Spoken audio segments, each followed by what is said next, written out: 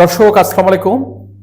গতকাল বৈষম্য বিরোধী ছাত্র আন্দোলন এবং ছাত্র দলের মধ্যে কুয়েটে দফায় দফায় সংঘর্ষ হয়েছে, ধাওয়া পাল্টা হয়েছে এবং অনেকে আহত হয়েছে, হাসপাতালে ভর্তি হয়েছে।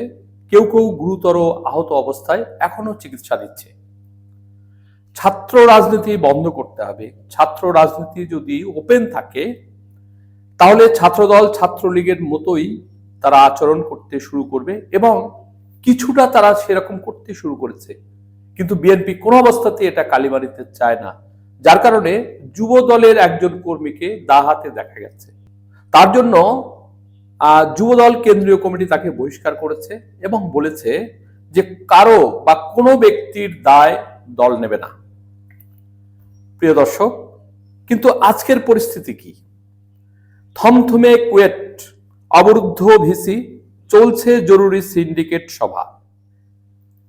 খুলনা প্রকৌশল ও প্রযুক্তি বিশ্ববিদ্যালয় কুয়েট ক্যাম্পাসের প্রধান ফটকের চারপাশে সকাল থেকে অবস্থান নিয়েছেন আইন শৃঙ্খলা বাহিনীর সদস্যরা। ভেতরে মেডিকেল সেন্টারের সামনে শিক্ষার্থীরা অবস্থান নিয়ে ছাত্র রাজনীতি বন্ধের দাবিতে বিভিন্ন স্লোগান দিচ্ছেন। মেডিকেল সেন্টারে দোতলায় অবরুদ্ধ অবস্থায় রয়েছেন VC professor doctor Mohammad Masud. জরুরি সিন্ডিকেট সভায় বসেছে বিশ্ববিদ্যালয় প্রশাসন। সব মিলিয়ে বুধবার দুপুর পর্যন্ত পুরোপুরি থমথমে অবস্থা বিরাজ করছে।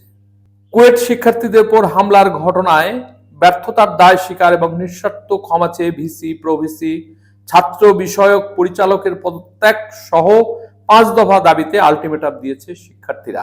এর আগে কুয়েটে ছাত্র রাজনীতি নিষিদ্ধের দাবি ঘিরে মঙ্গলবার ছাত্রদল ও শিক্ষার্থীদের মধ্যে দফায় দফায় সংঘর্ষ ও ধাওয়া পাল্টা ধাওয়ার ঘটনা ঘটে। ঘণ্টাব্যাপী চলা সংঘর্ষে আহত হয়েছেন অন্তত অর্ধশত শিক্ষার্থী। তাদের অধিকাংশের শরীরে ধারালো অস্ত্রের আঘাত রয়েছে। আহতদের কুয়েটের মেডিকেল কলেজ সেন্টারে আশেপাশের বেসরকারি ক্লিনিকে ভর্তি করা হয়েছে। এই ঘটনায় আটক করা হয়েছে 5 জনকে।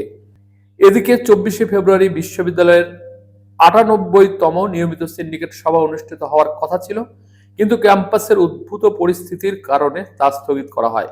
বিশ্ববিদ্যালয়ের VC professor doctor Mohammad Masud medical সেন্টারে অবরুদ্ধ থাকায় অনলাইনে তিনি সিন্ডিকেট সভায় যোগ দিয়েছেন।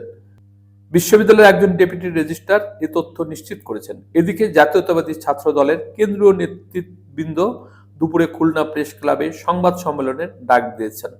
প্রিয় দর্শক, এইভাবে দুই দল মুখোমুখি অবস্থান নিয়েছে এবং কোনো বিশ্ববিদ্যালয়ে, বিশেষ করে ঢাকায়, দুই গ্রুপই দুইভাবে প্রোগ্রাম করেছে, কিন্তু কোনো সংঘর্ষের ঘটনা সেখানে ঘটেনি বা কোনো উত্তেজনার সৃষ্টি হয়নি।